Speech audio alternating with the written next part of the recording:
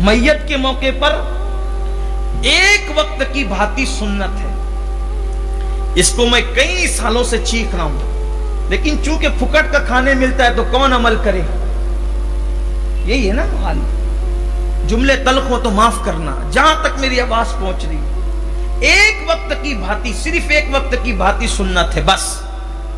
और वो एक वक्त की भांति क्यों सुन्नत है?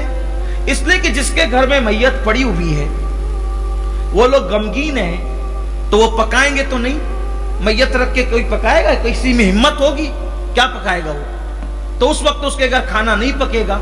तो पास पड़ोस की जिम्मेदारी है, पास पड़ोसियों की जिम्मेदारी है कि घर के जितने लोग हों, जितने लोग घर के हों, उन लोगों के लिए आस पड़ोस के लोग मिलजुल के थोड़ा थोड़ा खाना इकट्ठा करें और उनको मैयत चली जाने के बाद, तदफीन के बाद बहला फुसला कर प्यार से खिला दें। बस यही सुन्नत है, यही हुक्म भी है। लेकिन यहां तो 6-6 टाइम की भांति, और वो भी 2-2 पहली, 4-4 पहली भांति ये हो रहा है। घर वाले नहीं खा रहे, पूरे गली के लोग भी खा रहे हैं, समधियाने के लोग भी खा रहे हैं, बेटियां भी खा रही है, दामाद भी खा रहे, सब लोग खा रहे हैं जैसे शादी का माहौल हो। और मैयत के घर के लोग कहते हैं कि वो दोपहर में पुलाव आया, तभी दोपहर पुलाया था, शाम को पुलाव नहीं भेजना, वो दालचा भेज देना। शर्म नहीं आती? अपने बाप को इसलिए जो है वो उसकी मौत इसलिए थी कि तू ये सारी चीजें करेगा। हमने अपने बचपने में देखा, हमारे जो बड़े बुजुर्ग मौजूद है उन्हें पता है कि मैयत के घर वालों को बहला बहला के पूरा मोहल्ला खिलाता था, तब भी 2 लुकमे से ज्यादा लोग लेते नहीं थे। ये सूरत हाल होती थी। अब तो शादियों की तरह माहौल हो गया है, कोई बोलने तैयार नहीं है।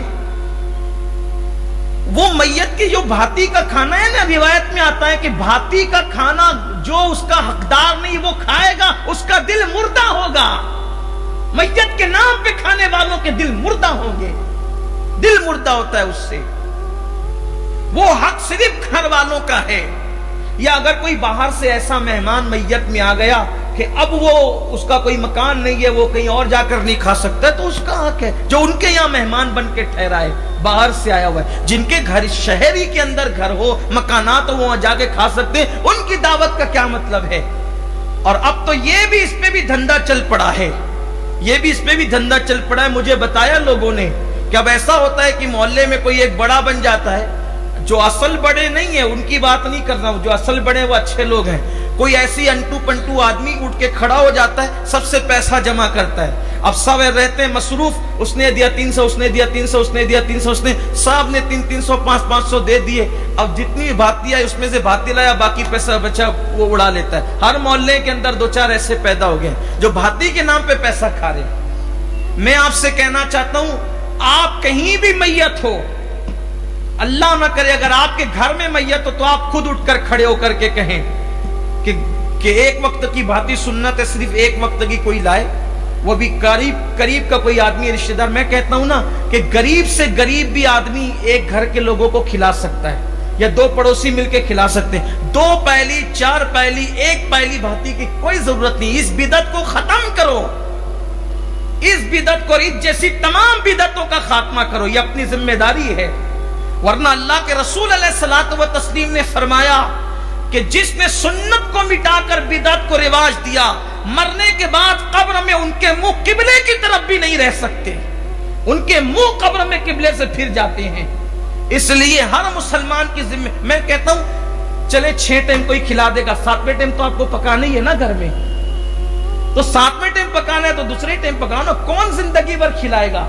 6 टाइम के लिए बिदअत का दरवाजा क्यों खोलते हो? 6 टाइम के लिए बिदअत को रिवाज क्यों देते हो? खत्म क्यों नहीं करते? और मैं कहता हूं सुन्नत को जिंदा करने की नीयत से करोगे, अल्लाह उसकी बरकत से जिंदगी भर तुम्हारे घर में बरकत अता फरमाएगा। जब मैं ये बातें करने लगता हूं तो लोग कहते हैं कि यार ये तो जो है वो नाराज रहते हैं कौम से। मैं नाराज नहीं रहता। अल्लाह ने जिम्मेदारी अगर